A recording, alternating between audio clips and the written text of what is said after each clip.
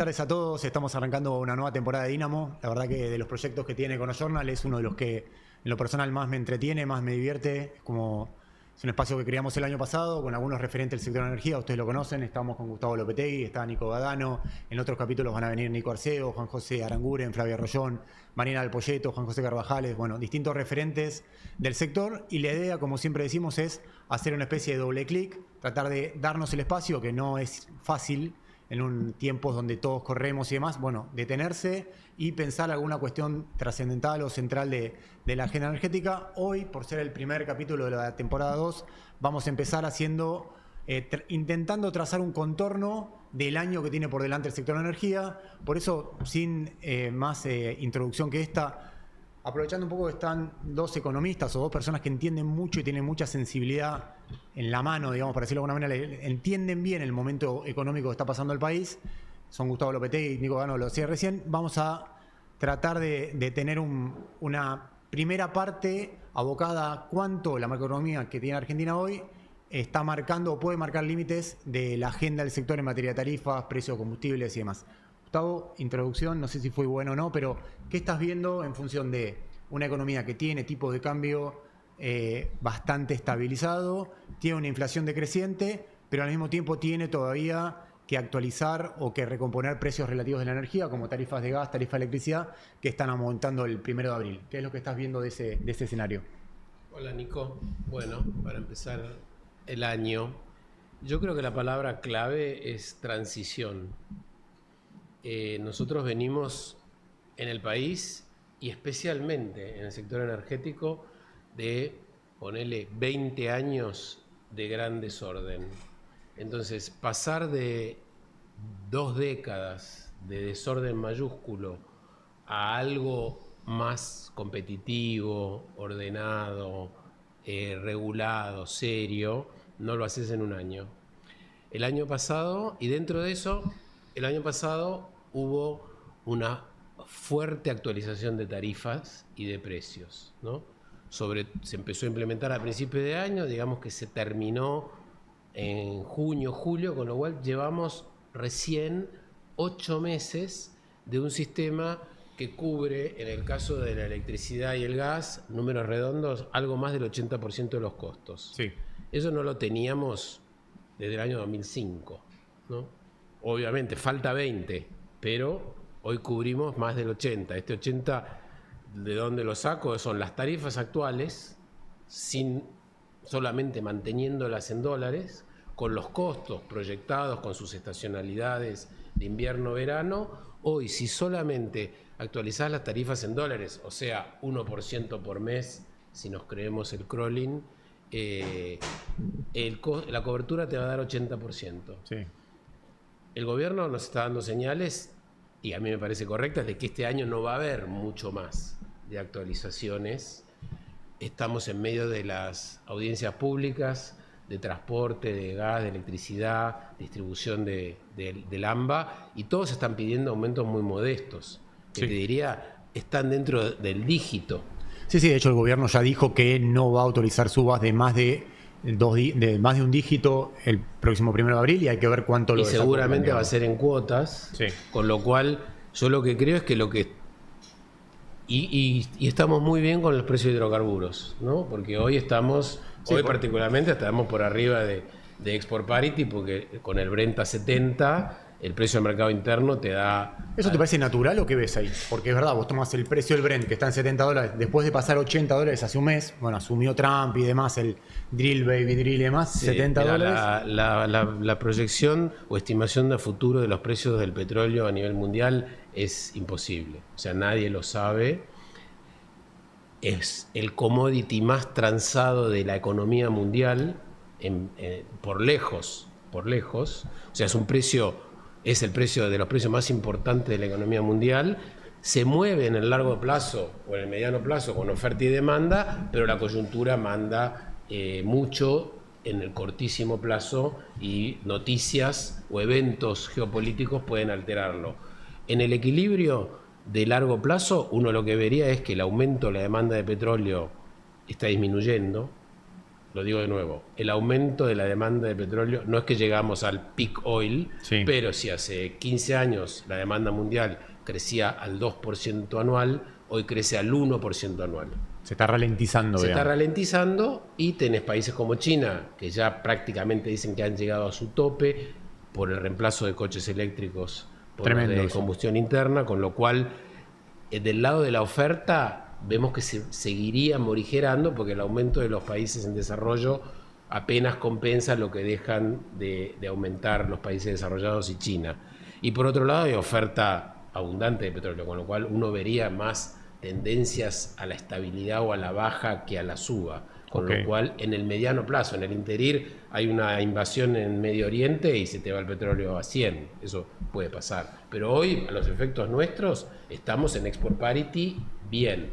Nos falta terminar de actualizar el impuesto a los combustibles, pero estamos mejor que nunca en los últimos 20 años. Y con esto termino. Con lo cual yo digo, hoy yo me pondría como objetivo seguir construyendo track record de una economía más normalizada que paga el usuario el 80% del gas y la electricidad que consume, que ya no está nada mal, pero falta el 20%, pero paga el 80% y que tiene su precio de los combustibles a export parity.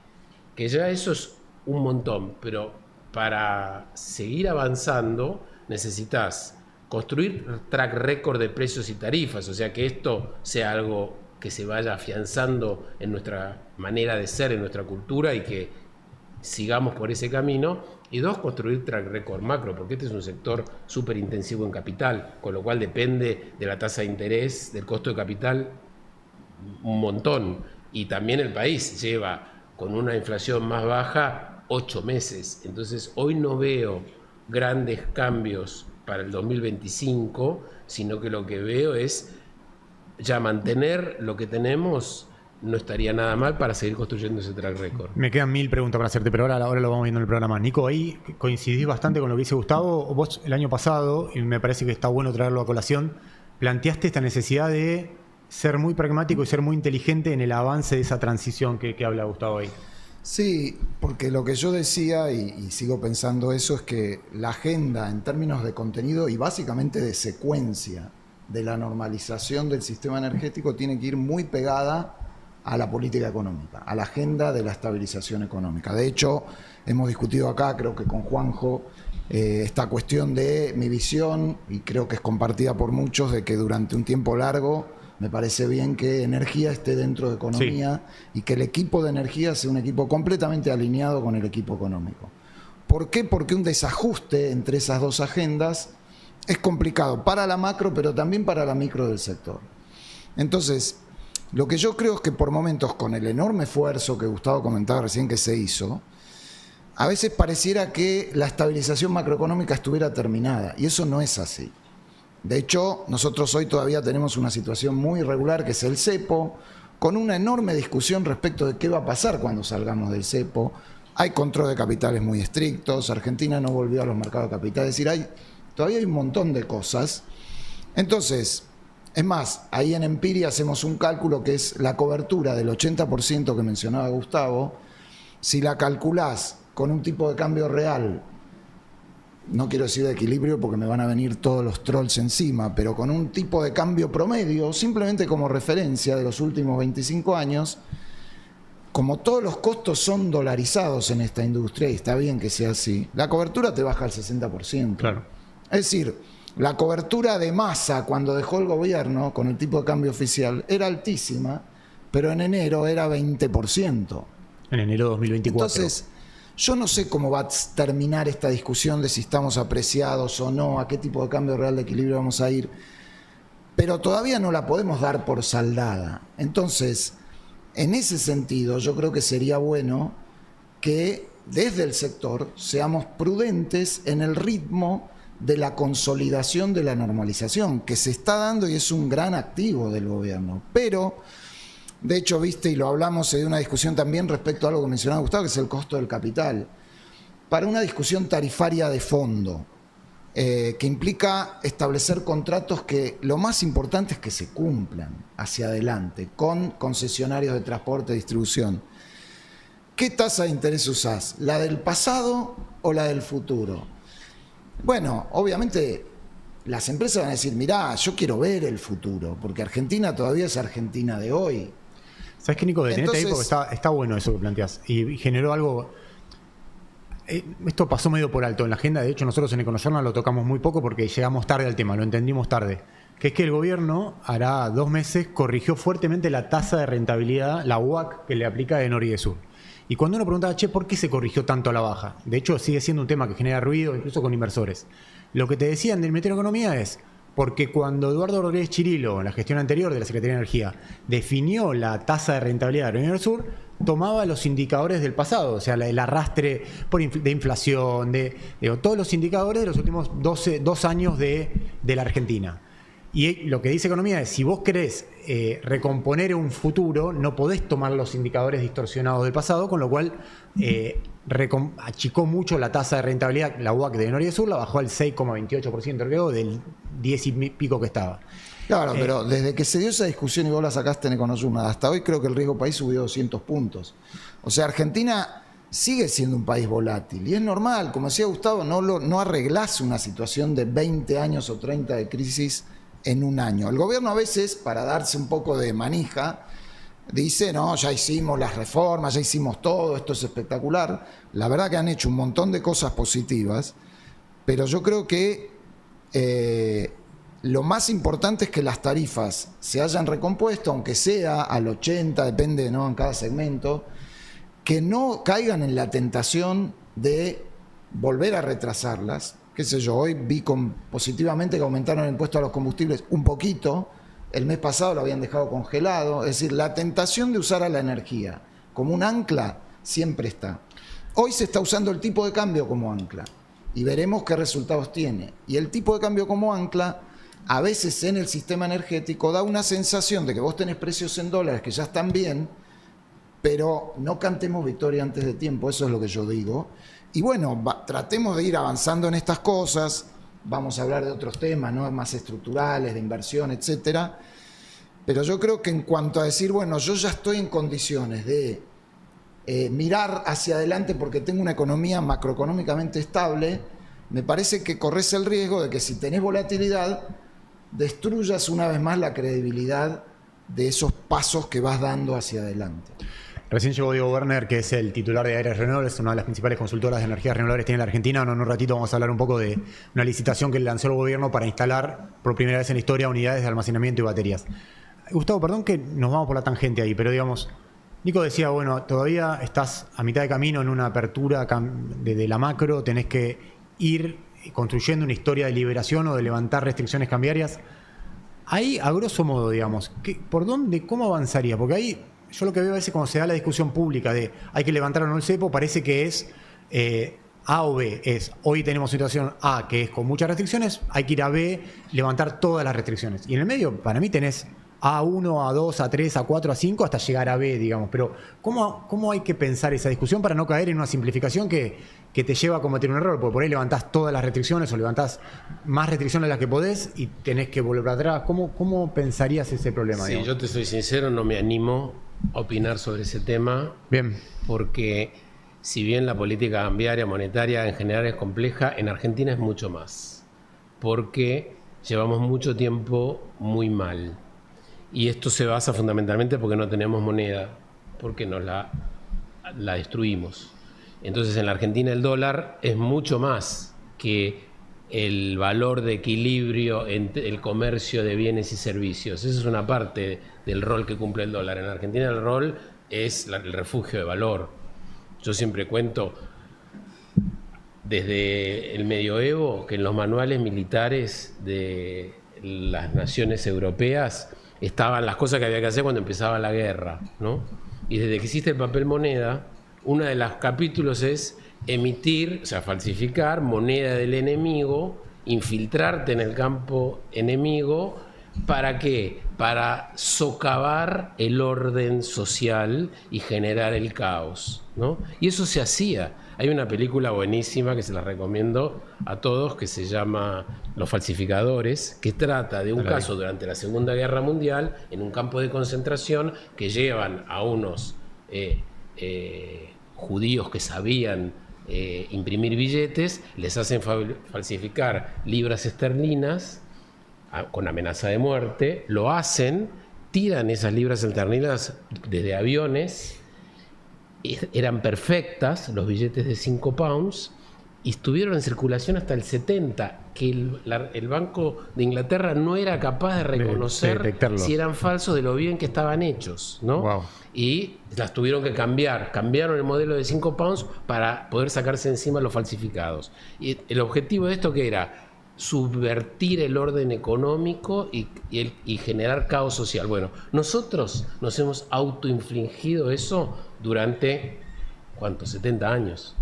Entonces, hoy no tenemos moneda, y salir del brete en el que estamos de bajar la inflación y tener un plan de estabilización exitoso tiene aristas que ya las hemos probado todas durante todos los gobiernos, con lo cual lo único que yo diría es que no hay Big Bang, no hay shock, porque eso termina mal, ¿no? Entonces, la pregunta, creo, a lo que, como vos lo planteabas, ¿cómo vas sacando capas de las restricciones para que la transición hacia un tipo de cambio libre no genere disrupciones? No lo sé. Ahí te agregaría que también otra incertidumbre macro vinculada a esta postergación de la salida del cepo es que tampoco sabemos, y es muy relevante para el sistema energético, cuál es el régimen monetario y cambiario que sigue. ¿Qué sé yo? A veces el gobierno sigue coqueteando con la idea de la dolarización. Sí. Para el sistema energético sería espectacular. Si la unidad de cuenta es el dólar en la mayoría de las cadenas, qué mejor que ese mismatch que hay hoy entre que siempre es un tema, ¿no? Y que ha derivado en enormes problemas, las diferencias diarias, ¿no? Si entramos en Discúlpame, sería espectacular mientras los usuarios puedan seguir pagando sus precios. Por eso dije para el sistema energético, para la industria, ¿no? Por supuesto, después hace un mismatch entre en qué ganan. Bueno, no quiero entrar en esa discusión. Lo único que digo es que son definiciones muy relevantes para la salida de la economía argentina, para la normalización de la macro, que todavía no están. Entonces, creo que lo que se hizo exitosamente el año pasado, que es que la agenda energética vaya más o menos par y paso la estabilización. Entonces, ir mejorando las tarifas y precios, retirando subsidios, etcétera, etcétera, con mecanismos muy de excepción. Muy heterodoxos, decir, digamos. Heterodoxos, de corto plazo, sí, y que todo el mundo entendió. Hay que ser cuidadoso de no creer que eso terminó. Simplemente ese es mi mensaje. Más allá de en qué deriva esa discusión macro. Porque por ahí, efectivamente, no hay ningún salto cambiario, convergemos hacia abajo, ¿no? Y ojalá. Ahí hay una decisión que tal vez, digamos, pregunto, vos tenés una lógica de avanzar muy pragmáticamente del gobierno, sobre todo la gestión Caputo, desde que hizo ese Yo control. mantendría ese timing este año. ¿Hasta dónde es consistente eso con estar firmando ahora, en 15, 20 días, una revisión quinquenal de tarifas que vos ya le estás aplicando o garantizando a la empresa regulada un ingreso de tarifas de determinado valor, digamos? Mirá, tiene... Del lado de lo positivo, tiene muchos, ¿no? Porque, sin duda. Sin duda, y eso no lo quiero desconocer. Creo que, reforzando lo que está diciendo, que vos, al hacer eso, aumentás los riesgos de incumplimiento de esas cosas, porque todavía te vas a encontrar con una macro volátil, tenés la discusión del costo del capital, es decir, la economía argentina desde el punto de vista macro tiene mucho por recorrer todavía. Entonces, qué sé yo, creo que parte de ese esfuerzo por acelerar ese proceso para dar cierta certidumbre en la micro del sector, decir, muchachos, miren, vamos a normalizar esto, vamos a hacer un plan de inversiones. Sí, institucionalmente estás dando señales. Es una señal muy positiva, pero tengo miedo que se desconecte de la secuencia macro, que no está en ese nivel todavía. Gustavo, y ahora abrimos la mesa para Juanjo Carvajal, que yo recién. No, yo lo único que agregaría en este tono de no es un año para grandes reformas desde el punto de partida que estamos hoy. Obviamente, si se puede aprobar la revisión quinquenal... ¿Lo harías? Yo hoy no me lo pondría como prioritario, no creo que sea No te lo hubiese prioritario. puesto como prioritario. Yo te iba a comentar, te Sí. decía antes, una experiencia que tuvimos el último año de nuestro gobierno, en el año 19, Sí. a través de Gamesa, contratamos un estudio de consultoría, hicimos una licitación internacional que se llamaba Hoja de Ruta para la Transformación del Sector Eléctrico. Lo iniciamos a principios del 19, hicimos una licitación internacional, ganó una consultora norteamericana muy reconocida que se llama NERA, que De acuerdo. había intervenido en los 90s. Ya casi es un mito ese informe. El informe NERA del 2019 es como si fuera el paper del Bitcoin. Y lo más interesante para mí, que hubo talleres, dentro del proceso hubo talleres con todas las asociaciones, generadores, transportistas, distribuidores, todas las partes interesadas, ¿no? Y hubo un informe. Obviamente nosotros no fuimos del gobierno, no pasó nada más. Ahora, si vos me decís qué conclusiones sacás de eso, yo te diría, la primera conclusión es que desarmar lo que hemos construido en los últimos 20 años es muy complejo. Muy, muy complejo. 2, dentro de las anormalidades, y esto lo dije antes, que hemos generado, es que durante muchos años los usuarios no pagaban gran parte del costo de los servicios, de ninguno, pero gran parte. Los peores años, el Estado ha puesto 20.000 millones de dólares anuales en subsidios energéticos. Es un montón. Entonces, Sí. a partir de eso ya tenés una anormalidad que te inhibe de poder avanzar en otros cambios si querés tener un sistema en que el Estado tenga un rol menor y participe más el privado. Y por último, a nivel mundial siempre ha sido compleja la regulación del sector eléctrico, porque es un producto que tiene unas características, como muchos utilities, muy especiales. O sea, no se concibe que en un momento no haya luz. O sea, la oferta de electricidad machea segundo a segundo la demanda. Eso es algo... Sí, especiales y cambiantes, ¿no? En función de la tecnología, lo cual también le agrega, yo creo que a veces esa idea de, bueno, una cosa medio romántica, tenemos que volver a... Exacto. No. Eso Aún justamente... cuando normalices el sistema eléctrico, no tenés que volver a nada, tenés que ir a... Justo iba a decir eso, además, algunos consensos mundiales que había en los 60, 70, 80, hasta los 90, hoy no son válidos. Por ejemplo, lo de la marginalidad absoluta. Bueno, esa discusión se vio Cuestionado en todo el mundo.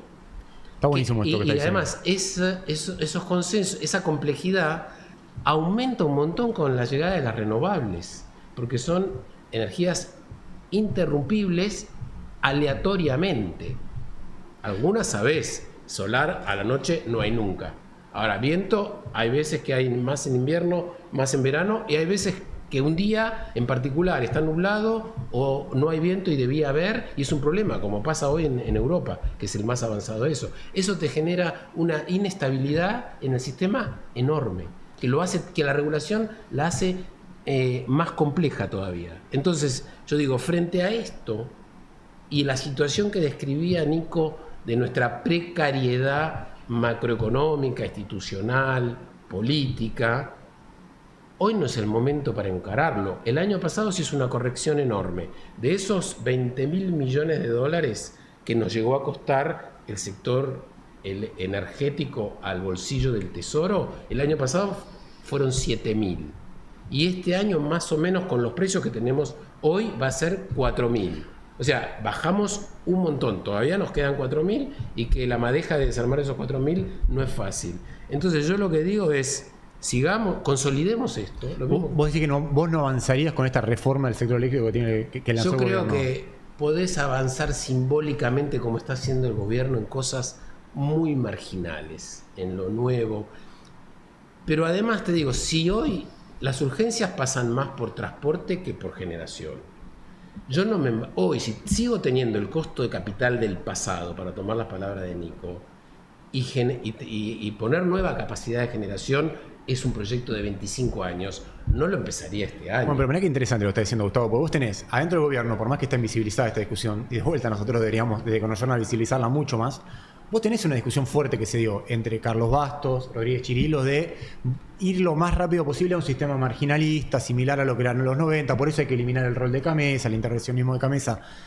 Parecería que esa discusión que setea mucho, o sea, seteó fuerte en un sector del gobierno, por ahí, no sé, en Federico Sturzenegger, como que hoy Rodríguez Chirilos sigue siendo asesor de él, bueno, nombrado director de YPF, digo, tiene un lugar dentro del gobierno todavía esa visión de... Yo te digo lo que pienso, creo que al inicio del gobierno se plantearon objetivos totalmente irrealizables y que la realidad se los llevó puestos y después entraron por el carril de lo posible y lo posible, a mi juicio, lo han hecho muy bien. Entonces... Hoy no, para mí no es el momento de cambiar grandes reglas de juego cuando seguís teniendo el costo de capital del pasado, ¿no? Y cuando todavía no construiste el track record de que ahora en Argentina los usuarios van a pagar el costo de los servicios con una excepción de una tarifa social que sea una parte menor del costo total, 10%, no sé, lo que sea, pero que tenés una nueva institucionalidad en la que las tarifas son esas. Pero eso, más que decirlo, lo tenés que continuar en el tiempo. Yo agregaría, siempre repito eso, nosotros miramos mucho las reformas de los 90, de hecho Bastos las miraba porque las hizo. La ley del gas, la ley de electricidad, son leyes de 1992. O sea, Menem llevaba 3 años de presidente, había fracasado o ha tenido ensayo-error bastante tiempo, el plan de convertibilidad llevaba más de un año. El costo del capital en Argentina había bajado muchísimo. Entonces, yo comparto con Gustavo que la ansiedad por la reforma estructural puede ser contraproducente y además a veces escucho a Milei que dice, el otro día decía, y tenemos 80.044 reformas, o sea, eso es una ridiculez, o sea, casi que desmerece las cosas que se han hecho, porque en un año es incomparable este gobierno desde el punto de vista de los cambios estructurales con lo que fue la década del 90. Entonces, pero bueno, iremos acompañando. Quería mencionar algo de lo que dijo Gustavo del precio del petróleo, y que estamos bien en términos de paridad de exportación, y a veces estamos como que los números dan circunstancialmente y muy con la volatilidad un poquito altos. Yo creo que ahí toda la apuesta tiene que ser a crear más competencia en el mercado de crudo y derivados. Esa debe ser la apuesta del gobierno. Creo que es un mercado que puede funcionar competitivamente en Argentina muy bien y que entonces no va a tener que el gobierno regular si el precio está alto, si el precio está bajo, porque la propia competencia debería generar eso. Y en ese sentido, un tema que creo que habría que mirar es el market share de YPF. En principio los de YPF van a decir, esto se quiere meter con nosotros, pero el market share de YPF en el downstream es muy grande.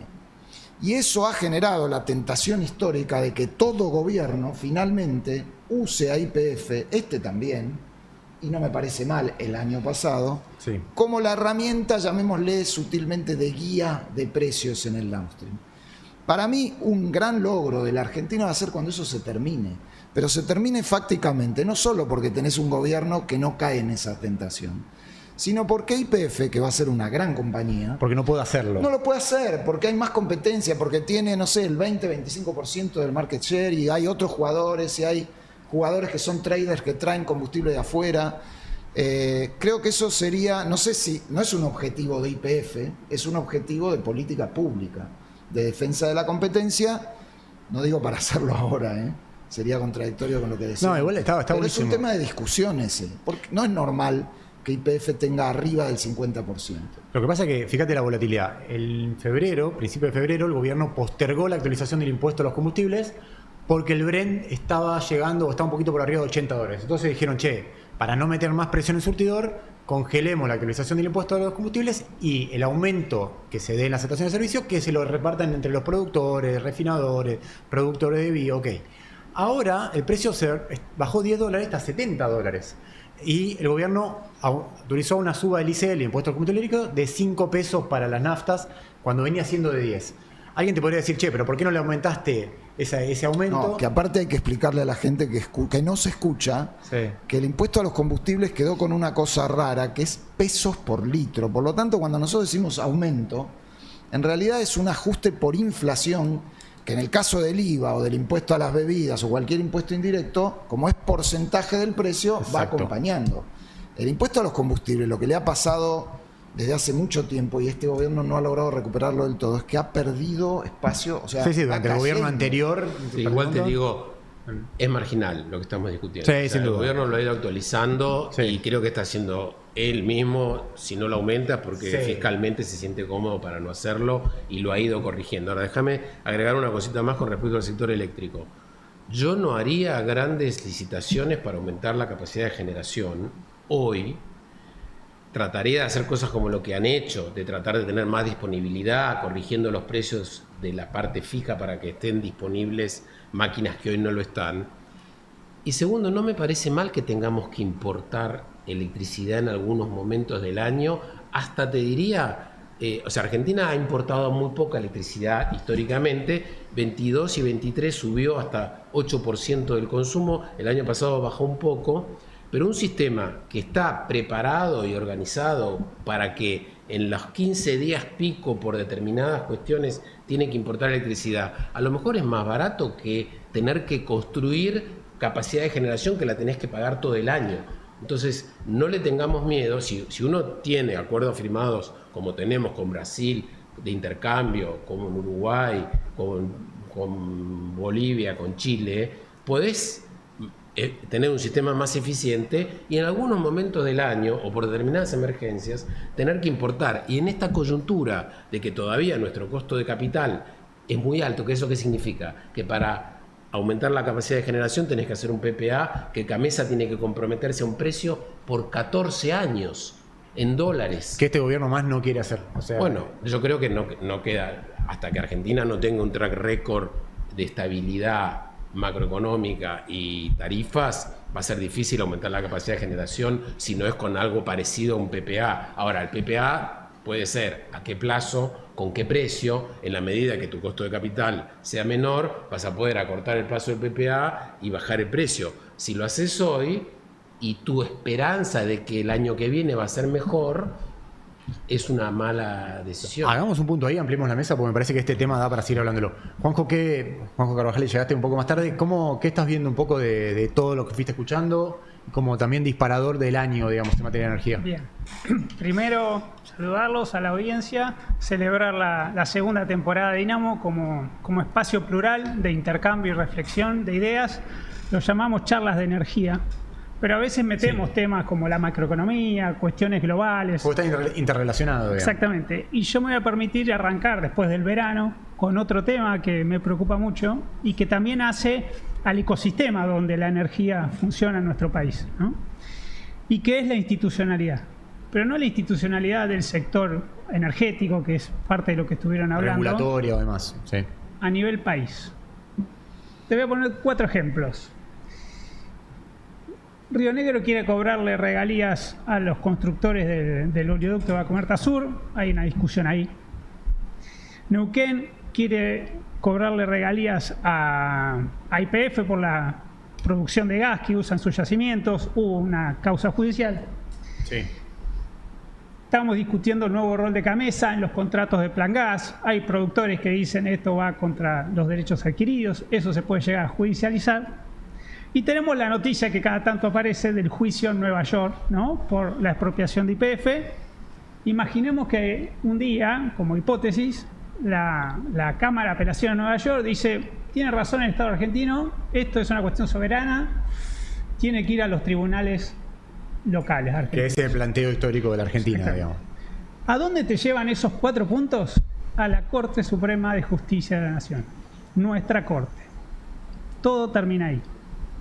Y Está si el están las juicio por la provincias en el medio, 46 también, ¿no? Que yo ¿Cómo? lo tengo.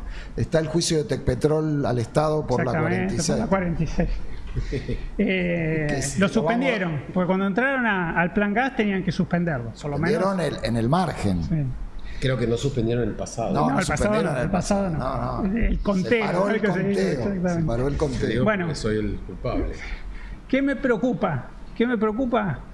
Nuestra Corte me preocupa mucho, ¿no? Hemos visto los acontecimientos estos días, nombramientos por decretos, entre juristas podemos discutir si estaba la vacante, en el receso, cómo se nombra.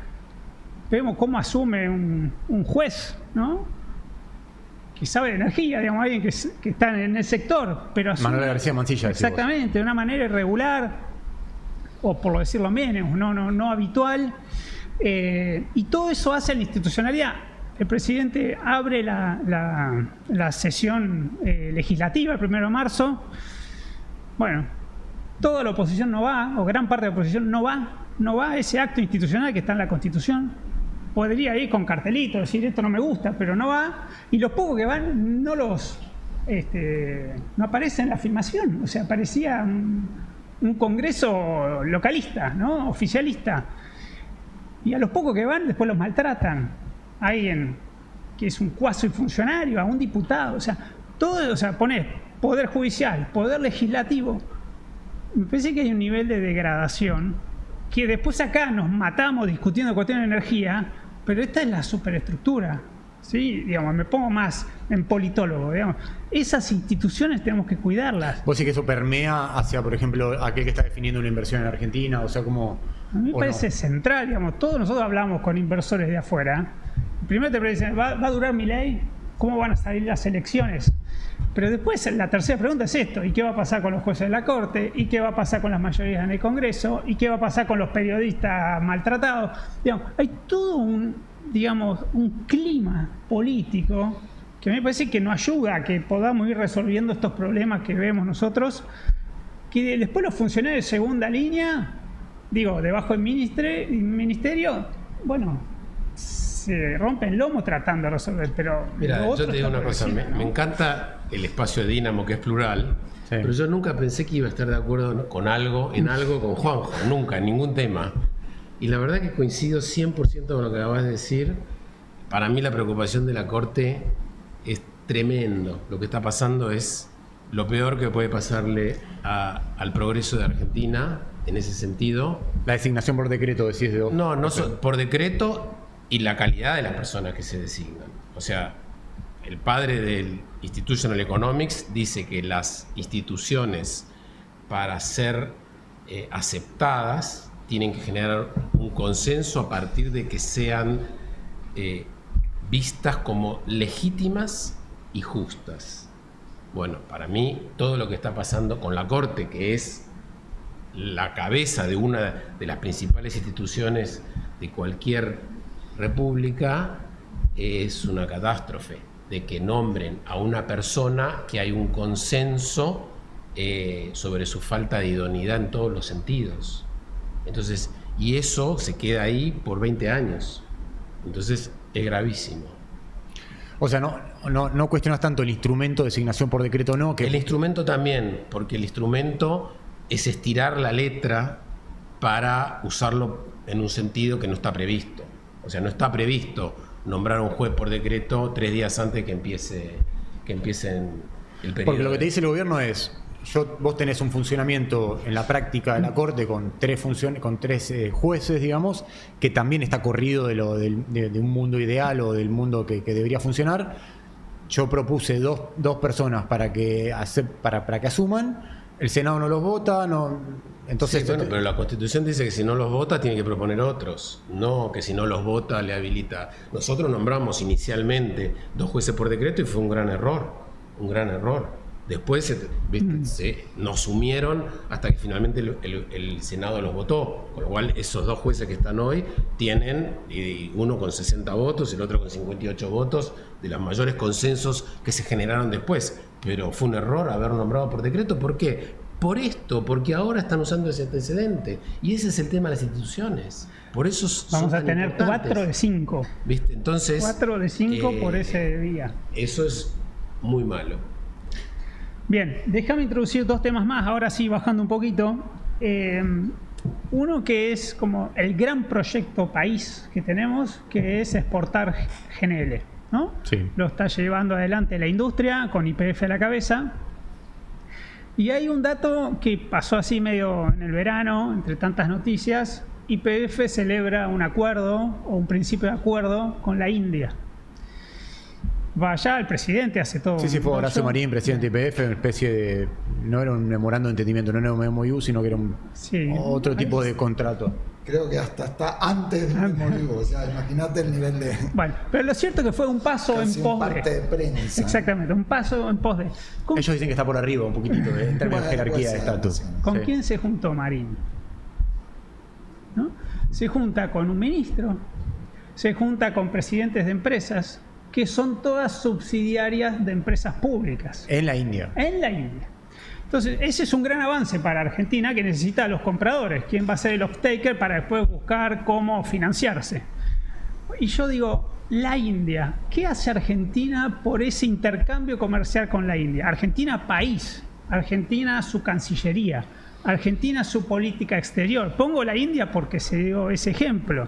Salimos de los BRICS. Teníamos una invitación y de repente, no, a principios de esta gestión salimos los BRICS. Ahora vamos a Naciones Unidas y votamos con todos los países de los BRICS, ¿no? Contra Ucrania de repente. Entonces, me parece que hay como en nuestra política exterior también, y por eso afecta a la energía, digo, ¿va YPF solo o hay atrás toda una hoja de ruta donde el Estado argentino dice, bueno, esto es estratégico y lo voy a apoyar? Y ahí vamos. Yo ahí sí puedo agregar algo complementario, pero que es, yo diría, afortunadamente, con todo lo que la quiere YPF, no dependemos solamente de YPF en esa expansión que incluye al GNL.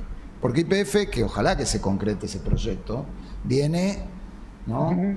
Con su proyecto inicial con Petronas, que algo pasó, sin entrar en detalles. Del año 2018 empezó a hablarse de ese proyecto. Y bueno, y simultáneamente hay otro proyecto que a mí me parece que le está ganando la delantera, que es el proyecto de Pan American con la empresa que se sumó Pampa, con el floating LNG, con los noruegos. Que me parece que se va a unificar, Nico, eso. Probablemente se va a unificar, probablemente YPF se va a sumar ahí sin dejar de trabajar en su megaproyecto.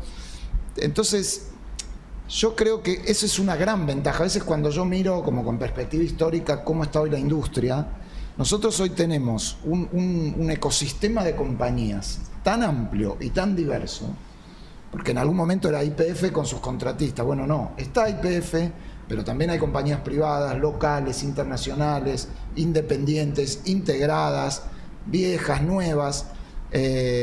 Comparto que la Cancillería, obviamente, y creo que es la visión del gobierno, de que acompañe el futuro exportador de Argentina, que incluye negociaciones gobierno a gobierno en muchos países en donde la presencia estatal en la energía es 100%, pero no es solamente eso. Entonces hay que tener un paraguas de las relaciones exteriores y de la estrategia internacional que también contempla a una dinámica de compañías privadas que por suerte tenemos ahí.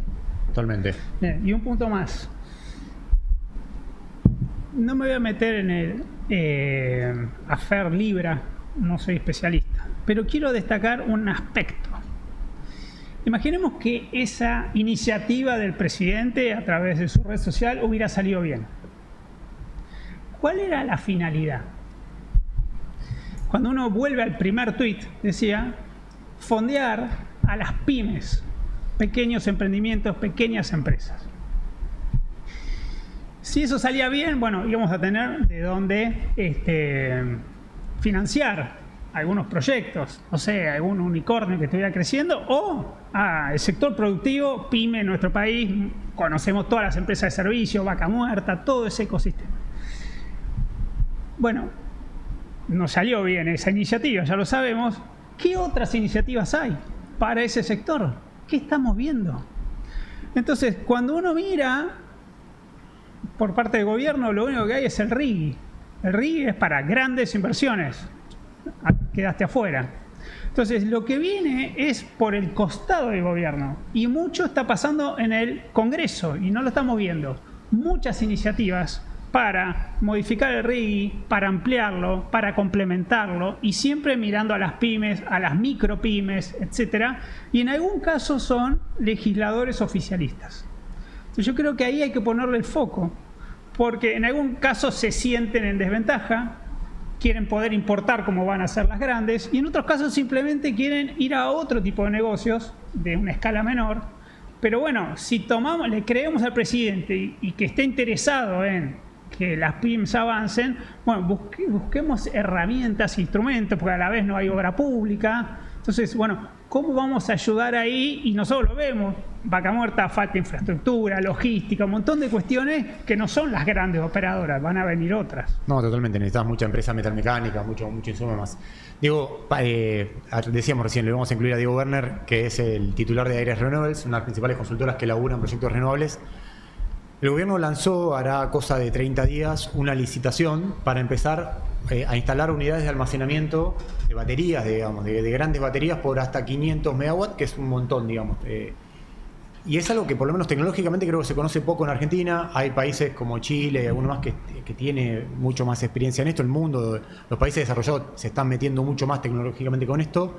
Pero me interesa una primera aproximación tuya de qué estás viendo de esa licitación, y sobre todo es una licitación pensando en el área metropolitana de Buenos Aires, pensando si eso se puede replicar a nivel país, pensando si va a haber interés o no va a haber interés. ¿Qué estás viendo un poco de eso?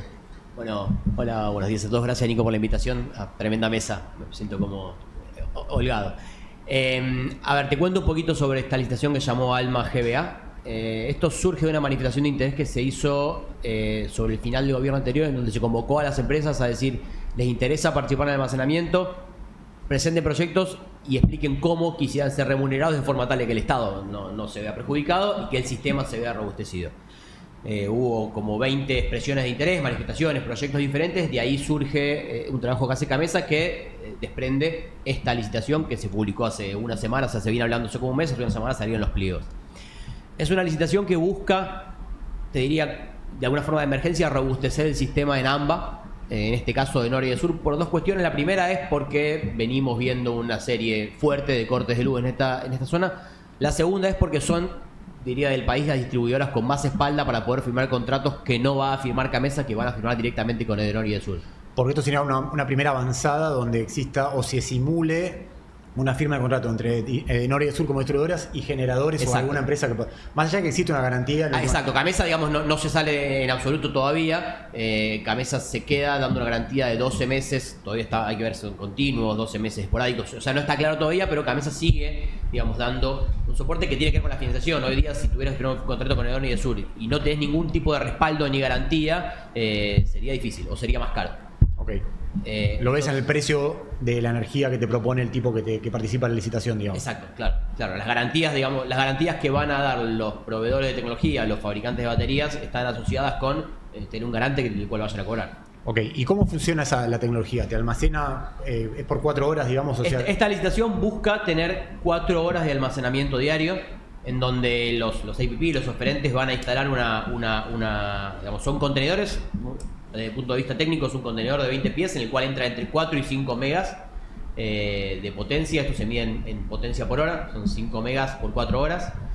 Y lo que busca la licitación es poder ciclar de forma diaria, o sea, que todos los días tengas una carga, seguramente en algún horario en donde haya, o sea, el sistema tenga energía ociosa, y luego una descarga también en donde el sistema esté más estresado. A la 1 del mediodía, a las 6 de la tarde, digamos, tiene mucho que ver con los picos de consumo que venimos viendo tanto en invierno como en verano. La batería hace eso, esto se llama energy shifting. Lo que haces es agarrar energía en un momento en donde te sobra como sistema, la tomás de la red, cargas las baterías y la descargas en el momento en donde tenés un sistema más crítico. ¿Y los 500 megas que busca la licitación, te parecen lógicos? ¿Hubieses hecho algo más grande, hubieses hecho algo más chico para testear un poco el mercado o no? Mira, no tengo muy en claro de dónde surge el número 500, digamos, sí. No creo que sea un número muy técnico, que sea como, bueno, necesitamos en AMBA 500 megas para que no haya ningún corte de luz. Sí.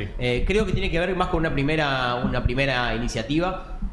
A ver, está muy claro, y lo decía recién Gustavo, en Argentina uno de los principales cuellos de botella hoy es la transmisión. No es tanto la generación, si bien es la transmisión. Lo que pasa es que las obras de transmisión llevan 3, 4, 5 años, montos de inversión enormes en donde hay que involucrar a multilaterales, a la CAF, al Banco Mundial, etc. Esto lo que hace es postergar infraestructura, dejando en manos de privados que puedan hacer la oferta, que puedan hacer la inversión de forma muy rápida. Esto es casi plug and play, Nico. Pensá que se va a licitar, salieron los pliegos, se va a licitar mediados de mayo, sí, y buscan que los primeros proyectos estén operativos el 1 de enero del 26. Sí, o sea, tratar de llegar para el próximo verano, difícil, pero bueno, alguno por ahí. los proyectos más chicos tal vez puedan llegar, el incentivo para que lleguen es importante, con un 20% de pago adicional para aquellos proyectos que entren en el 26 y el 27, con lo cual creo que van a hacer mucho esfuerzo los oferentes para tratar de entrar en el 26. No es imposible desde el punto de vista tecnológico hoy. Si vos me das un PPA hoy, yo en 3-4 meses puedo estar operativo. Es muy fácil, la construcción es muy ágil, es muy ¿Conseguís rápida. tecnología, se la salís a contratar? O sea, 6 meses es un tiempo donde puedas conseguir un... Sí. Mirá. De hecho, los cuellos de botella no son las baterías, sino que van a ser los transformadores. Hoy los proyectos pueden ser desde 10 megavatios hasta 150. Un proyecto de 10 megavatios se puede conectar en 33 kilovolts y eso lo podés hacer en 4 meses, sin problema. Hay transformadores, hay fabricantes locales, hay fabricantes extranjeros, o sea, es fácil. Ahora, un proyecto de 100 o de 150 megas necesita un transformador grande, eso tiene un plazo de entrega de entre 14 y 16 meses. O sea que eso ya está completamente fuera del plazo de este verano, no tener ningún corte de luz. Exacto, que la licitación te premia, te paga un poco más si llegás a este verano, digamos. A este verano y el que viene. Sí. Y el que viene también. Ahora, cuando vos ves cómo las empresas empiezan a testear el mercado, ¿hay mucha consulta? ¿Ves a la mayoría lo ves lanzado para participar o ves a la mayoría de los generadores diciendo, bueno, esta la dejo pasar y voy a esperar a ver que esté más claro el escenario? Mira, el almacenamiento es una tecnología que ya se vino. Lo que pasa es que, a diferencia de cuando fue a renovar, las renovables llegaron, no sé, 10, 15 años tarde y Pero de repente está pasando en el mundo. al mundo. Ahora estamos bastante en timing. En Latinoamérica no hubo ninguna licitación a nivel país de almacenamiento. En Chile hay muchos proyectos que están incorporando almacenamiento, pero porque Chile tiene un nivel de curtailment del 50%. O sea, el 50% del día no pueden inyectar. Explica lo que es curtailment, por ahí, para el que no está muy encima. Curtailment es que no hay capacidad de transporte. O sea, vos tenés un proyecto solar a la 1 del mediodía irradiando el máximo, pero como Chile tiene una línea de norte a sur y tiene un montón de proyectos que vuelcan la misma línea, al final todos pueden inyectar un 50, un 60, un 70% o menos de lo que podrían inyectar porque se distribuye la capacidad de transporte entre todos los usuarios. Por lo cual te sobra energía, tenés que cortar en ese La momento. tirás a la basura, digamos, no la podés entregar, no la podés vender, con lo cual los planes de repago de tu inversión que tenían que ver con entregar toda la energía se ven postergados muchos años. En Chile están quebrando un montón de industrias por no poder inyectar energía, sobre todo renovables. En el norte del país. Sí. Es un poco lo que decía Gustavo de toda esta discusión en el mundo de, bueno, voy a una señal marginalista de precio, entonces corren 50 tipos, se tiran a construir proyectos y de repente te das cuenta después que hay 30 que te Y sobran. Chile es como el paradigma de la dificultad de construir Absolutamente. líneas de transporte y por temas ambientales también. O sea, por Absolutamente. regulaciones ambientales. Yo creo que, digamos, teniendo en cuenta el problema que tenemos, la herencia, la falta de transporte, de transmisión, el problema de Namba y todo, me parece una muy buena iniciativa. Tratar de aprovechar el avance tecnológico para resolver un problema real.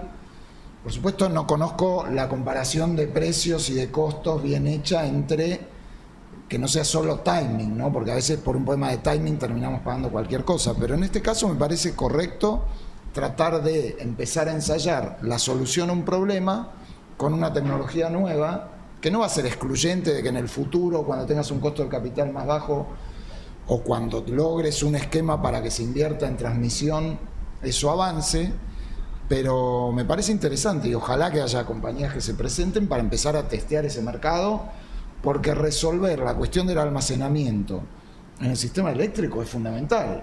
Y para un país como Argentina, con las características que tiene, la concentración de la demanda, pero pasa en todos lados, ¿no? Así que espero que salga bien y que por lo menos sea un primer intento para ver, ok, de qué estamos hablando, qué precio tiene, cómo funciona. Ahí me- Se podría, perdón, me quedé pensando, se podría hacer parangón con gas.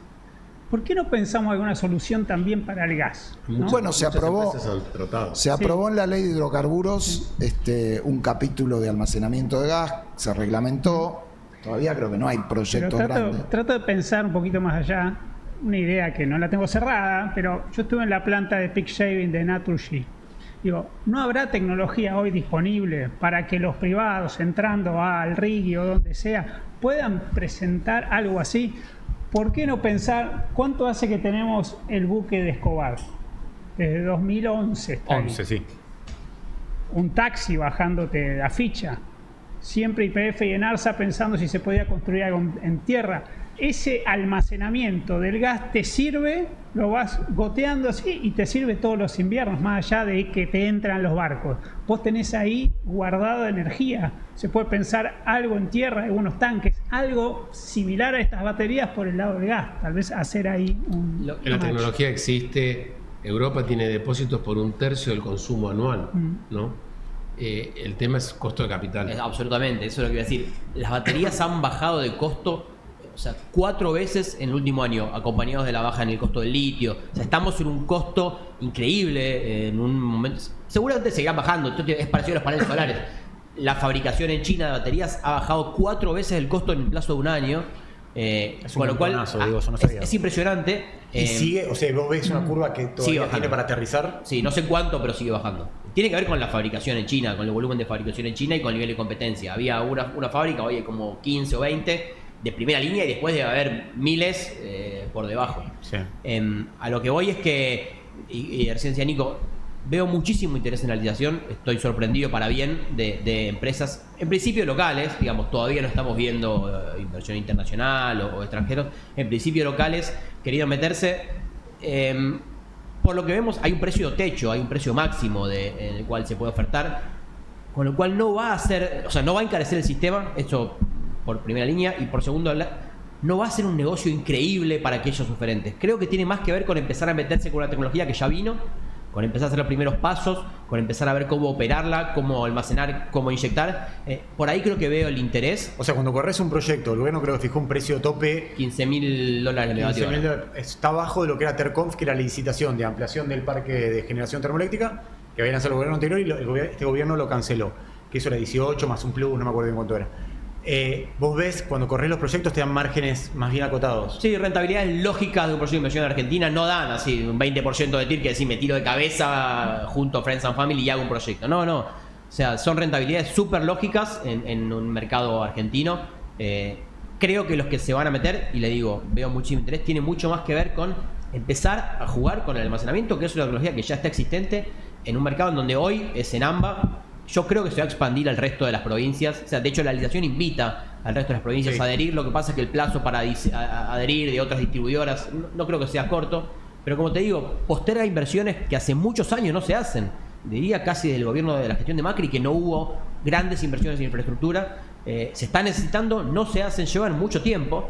Entonces creo que esto que está viendo el AMBA de lado de cabeza lo van a empezar a ver otras provincias, Córdoba, Mendoza, imagino que son distribuidoras con capacidad de adherir y decir, che, metámonos, que haya proyectos de almacenamiento en Córdoba, en Mendoza, naturalmente cerca de las demandas, ¿no? Esto está muy asociado a almacenar energía más cerca de la demanda y no transportar de lugares muy lejanos. Ahí me interesa retomar algo que dijo Gustavo recién, porque no sé si hay consenso. Vos, Gustavo, lo que decías es que todavía hasta que no veas concretado una baja del costo de capital en Argentina, no avanzarías rápido con una licitación o con un proceso de ampliar del parque de generación térmica. Hay sectores del gobierno que te dicen, che, tenemos que hacerlo ya, porque la importación de energía desde Brasil, de Uruguay, algo de Chile, si tuviésemos importación irrestricta, no importa, no nos corre nada, podemos. Pero todo el tiempo estás corriendo con que Brasil te mande 2.000, 2.000 y pico de megas y tampoco es que tiene 5.000 para mandarte, digamos. ¿Cómo ves eso, digamos? Vos lo describiste bien. Yo creo que todavía nos falta seguir corrigiendo el tema tarifas, aunque lo hagamos lentamente. Si ahora tenemos 80, ojalá a fin de año tengamos 84. Y terminar de definir algún esquema de tarifa social. Hoy estamos subsidiando al 70% de los hogares. Algunos más, otros menos. Pero eso está mal, ¿no? Porque si vos subsidias al 70, quiere decir que hay un pobre que está subsidiando a alguien de clase media, ¿no? Con el IVA está subsidiando a alguien que está el 70%, está en el 30% más alto. Entonces eso hay que seguir recorriendo ese camino. Entiendo que la prioridad por bajar la inflación haga que este año se morigeren los aumentos y que se solidifique lo que se hizo el año pasado, pero yo avanzaría en ese sentido. No creo que tener esquemas de intercambio de electricidad con Brasil más profundos, con Chile, creo que hay sinergias de los motivos por los que Argentina necesita importar. Argentina importa más, llamativamente, abril, mayo, junio, no en el verano. En el verano es más evidente un día, el día de calor, las horas de calor, pero la importación grande en los últimos años las hemos hecho fundamentalmente por falta quizás de gas, y entonces te convenía importar electricidad más barata que importar gas. Ahora ya no tenemos que importar más gas natural. Este proyecto que acaban de esta semana de hacer la licitación de la iniciativa privada de TGS va a estar terminado entre 1 año y medio, pero nos va a liberar ya absolutamente de la importación del LNG, con lo cual no veo la necesidad de una importación estructural de Argentina que implique la urgencia. Primero, si vos necesitas algo para generar energía eléctrica, lo necesitas hoy, lo tenés como muy pronto, dentro de 2 años. 24 meses, ¿no? sí. Con lo cual, mucho más rápido lo que describían recién del almacenaje. Con lo cual, yo digo, dejar que se asienten la actualización tarifaria que se hizo el año pasado, que la Argentina termine de definir su esquema macroeconómico cambiario para que termine de bajar el costo de capital, poner soluciones como esta de corto plazo de almacenaje y tener un acuerdo más profundo de importación de electricidad. La electricidad importada no es más cara que el costo de generación que tenemos, depende cuándo la importes y en qué términos y con qué contratos. Se hacen también canjes, con lo cual al otro cuando le falta... El problema ahí es cuando se importa de emergencia, ¿no? Digamos, Exacto. Cuando lo que falta de fondo es un plan. Exacto. Che, nosotros sabemos que entre el 15 de julio y el 30 de julio, o entre el 1 de enero y el 15 de enero, necesitamos 3 buques. Si eso lo planificamos ahora, calculo que tenemos buenos precios. Lo que viene pasando es que venimos teniendo unas importaciones de emergencia que creo que levantan el tubo y dicen, traemos un buque para mañana y no preguntan el precio. Pero te digo, cuando el LNG, para cuando lo que se licite hoy esté terminado, ya no vamos a importar más el LNG. Claro. Con lo cual eso no va a ser un problema. Ya está, nos faltaba el último eslabón, que es esto que está licitándose ahora por la iniciativa privada de TGS, que es una muy buena obra. Pero no te va a llegar al norte, ahí vamos a seguir teniendo problemas. Bueno, ahí falta terminar la reversión y completarla, pero digo, si vos o hacer el tramo 2, claro, que quedó en veremos, no hay iniciativa privada ahí para el tramo 2. Eso es bastante más inversión y va a tener que pasar bastante agua bajo el puente, pero hacer acuerdos para no tener que importar electricidad de emergencia sin un marco previo, que esto Argentina lo tiene con Brasil, ¿no? Entonces, es histórico. ¿Sí? Podemos profundizar eso, idem con Paraguay, ¿no? Que le sobra la energía eléctrica para los momentos picos. ¿Te conviene pagar caro eso 7 días que tener que invertir $2.000 millones para tener una planta de generación que la vas a tener parada el 70% del año? Con esto puedo contar una anécdota que revela la fragilidad que me acordé con lo que decía Diego de la imprevisibilidad en las importaciones de GNL, que ojalá, no estoy tan seguro, y por ahí algunas quedan en el pico, pero bueno, que es que cuando se hace la previsión para el invierno, vos tenés, calculo, no soy, pero por estadística tenés una distribución de probabilidad, y si vos sos el que va a organizar eso, no podés ir a la media del frío que va a haber y de por ende tu necesidad. Tendrías que ir al escenario más seguro, o sea, al más complicado, para estar cubierto. Ahora, ¿qué pasó muchos años? Si hacían eso desde NARSA, la Secretaría de Energía, había una probabilidad importante de que, llegado el momento, sobrara gas, sobraran importaciones. Como no tenés nada acá de infraestructura de almacenamiento, nada. No, se gestionan los buques, nos pasó 1000 veces. Le decís, no me lo traigan, esta ventana. Revendelo. Si ya lo habías contratado con un buen precio, mandalo para allá. Pero alguien tenía que firmar que habías comprado a tanto y vendías a tanto y perdías plata. Yo me acuerdo que hubo un lío, alguno de ustedes lo debe conocer, porque el funcionario decía, no, yo no voy a firmar eso. Decirle a producción, decirle a YPF que pare la producción. Metamos el gas importado igual. Entonces, esto son unas cosas que revelan el nivel de fragilidad, improvisación muy estructural. Nada, como mensaje, iremos con el paso del tiempo.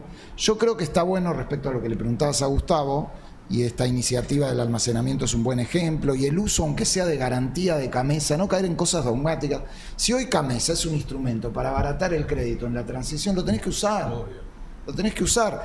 Y si vos en la programación que haces de la demanda y la oferta de energía eléctrica, con las importaciones, con la disponibilidad incierta que puedas tener, decís, necesito algo más de remunerar a la potencia para mejorar la disponibilidad o hacer alguna obrita, tenés que ser muy pragmático en el camino hacia las condiciones estructurales para definir un sistema en donde el sector privado va a aprovechar las oportunidades de inversión. Y creo, y ahí difiero con Juanjo, va a conseguir el financiamiento. O sea, no tenés que armar. Yo ya con el RIGI grande ya tengo mis problemas. Un RIGI PYME las pymes, las medianas, las grandes, ya están consiguiendo más financiamiento. Por eso la industria está creciendo. Imagínate cuando salgamos del cepo y estemos en una economía más abierta. Van a venir compañías extranjeras, las locales van a tener más financiamiento. O sea que no creo que la solución a eso pase por el Congreso, por un nuevo régimen que sí. Ojalá. Yo lo que digo es que está sucediendo. Las iniciativas están. Y los legisladores son como la caja de resonancia.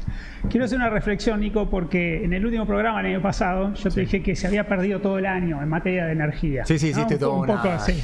Mucha repercusión tuvo eso. Y ahora, tomando algo que decía Gustavo, yo celebro que en el verano la Secretaría de Energía estuvo muy activa. Yo creo que ahora se logró un nivel de coherencia con el Ministerio de Economía. Están saliendo muchas iniciativas, sí, se está trabajando bien. Después, bueno, todos tenemos comentarios, pero se está avanzando. Y en este afán de ir corrigiendo las tarifas y ver el tema de subsidio, yo quiero poner sobre la mesa un tema que me preocupa mucho, que es el precio de la garrafa.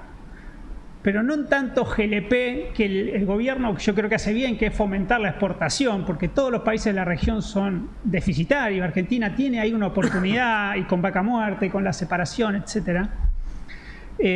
Sino el subsidio, ¿sí? 50%, para decirlo redondo, de la población usa garrafas. El subsidio hace 18 meses que está congelado. Del 80% que era el esquema inicial, se está subsidiando el 13%.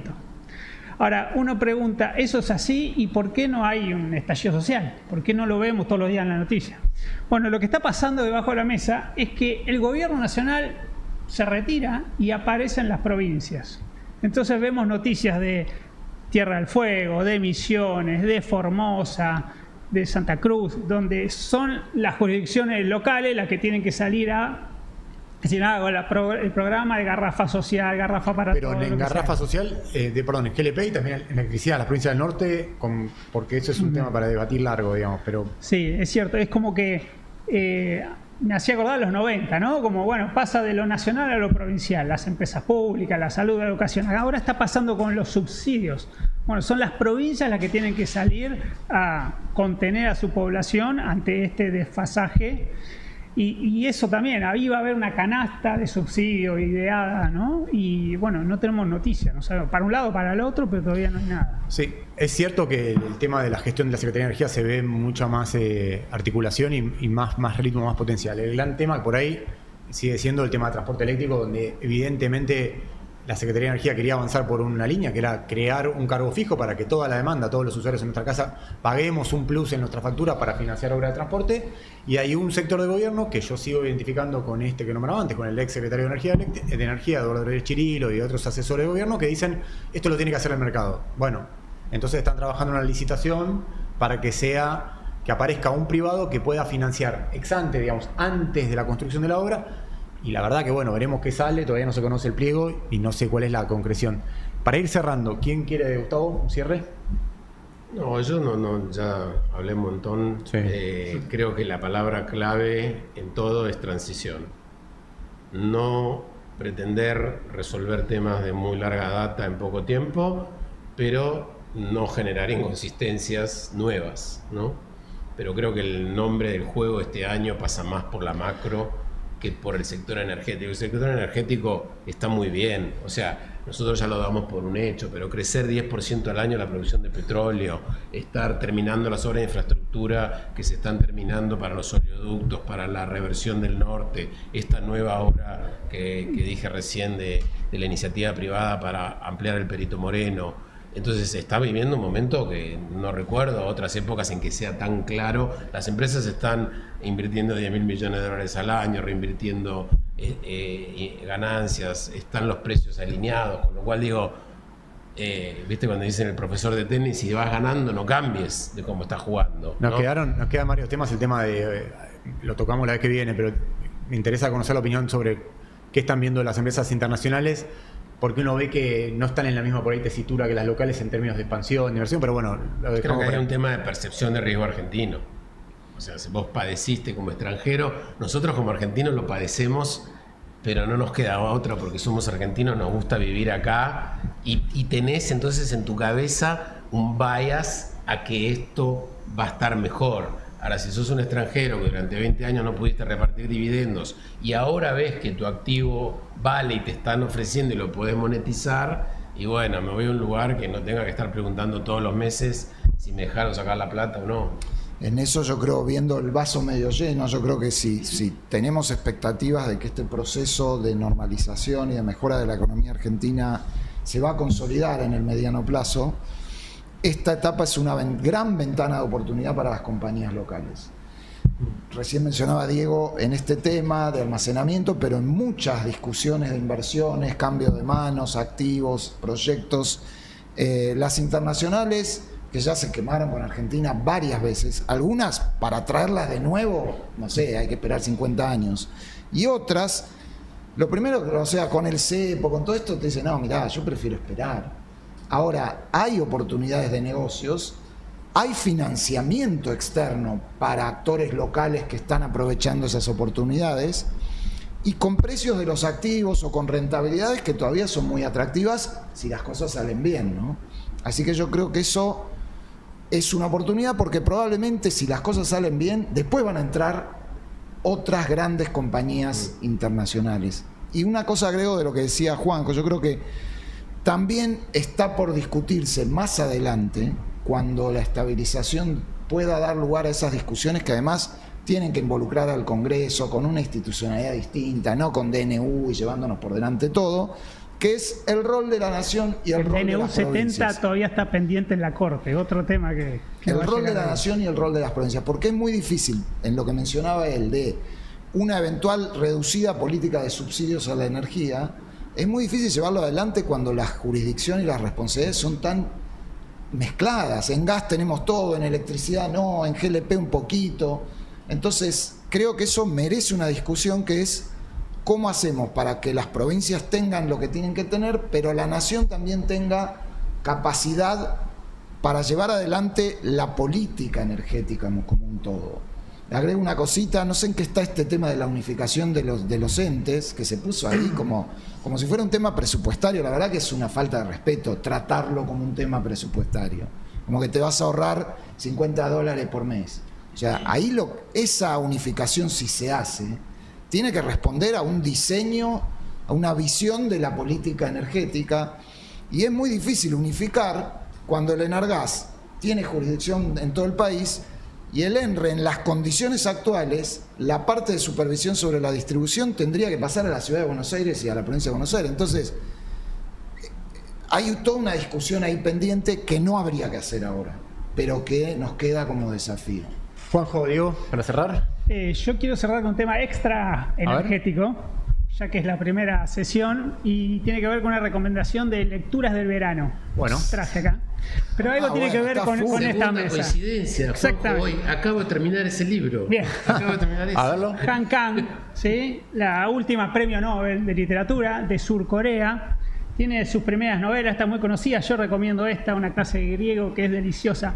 Gran fanática de Borges. Gran fanática de Borges. Segunda recomendación, lean a Te la Borges. tomo, me encantó. Esta parte no estaba pautada, pero buenísimo. Pero los últimos dos libros son de historia y tratan acontecimientos en su país que son masacres, ¿sí? de los militares, y la última más vieja en la isla. Y cuando ella recibe el premio Nobel, da una conferencia y hace varias preguntas, y una es ¿cómo los muertos pueden enseñarle a los vivos? ¿No? Y yo creo que nosotros varios de los que estamos acá tuvimos experiencia de gestión, ¿sí? Y a veces eso se menosprecia, ¿no? ¿Cómo no estamos muertos, pero tenemos esa No le des experiencia? ideas a los... Pero digo, ver el pasado, todos llegamos y queremos hacer todo de cero, ¿no? Refundar. Y no, los muertos tienen mucho tenemos un historiador acá para enseñarnos, ver la historia, estudiarla, ver éxitos y fracasos, ver qué pasó en los 90, qué pasó hace 100 años, lo que quieras, pero ver esas enseñanzas, porque a veces la tecnología nos lleva a que todo está por delante, todo por hacerse. No despreciar el conocimiento, como decía Oscar Vicente, que bueno, un tipo histórico de la industria petrolera, decía eso siempre, ¿no? Y la Argentina nosotros tenemos esa tendencia, no, lo que está mal, lo que se hizo antes está mal, no hay ninguna lección aprendida, así que Lo tomamos. Diego, che, agradecerte que hayas venido, la verdad, un placer. Por ahí en 2 meses hacemos a ver dónde estamos con esta licitación, así que el cierre es tuyo. Yo no tengo duda de que va a haber, yo creo que va a haber más de 500 megas ofertados, creo que va a haber más de 500 megas contratados porque al final 2 proyectos no van a competir el mismo nodo y en el AMBA hace falta un respaldo. Digamos, ayer hubo corte de luz, hoy va a haber pico de calor, vamos a ver por la tarde cómo está. Sí. Adhiero a lo que decía Gustavo, el sector energético está muy pujante, está consiguiendo financiación tanto local como extranjera, y eso se va a ver en lo que es el mercado, digamos, en la medida que haya demanda y capacidad de inyectar esta energía, va a haber proyectos de infraestructura, sin duda. Bueno, listo, vamos a dejar acá. Gustavo, no hablamos, me acordé recién, no hablamos de fertilizantes. El año pasado dijiste por cada vez que hablemos del NG, por cada 3 veces el NG, una de fertilizantes me habías pedido, 3-1 era la relación. Sí, una de cada 5 me conformo. Una de cada 5, creo que hablamos 5 veces. Pero hay- Festejó el Día del Gas Natural, también hay que decir. Es cierto, pero de fertilizantes no se habla en Argentina, se habla poco. Hay proyectos, Proferti y demás, pero no hablamos. Che, sigan las redes de Cronojournal, nos vemos en 2 semanas. Los capítulos están subidos en Spotify, por ahí el que va manejando y demás le hace más ameno escucharlo cuando va manejando. Háganlo. Y nada, nos vemos en 2 semanas. Un abrazo.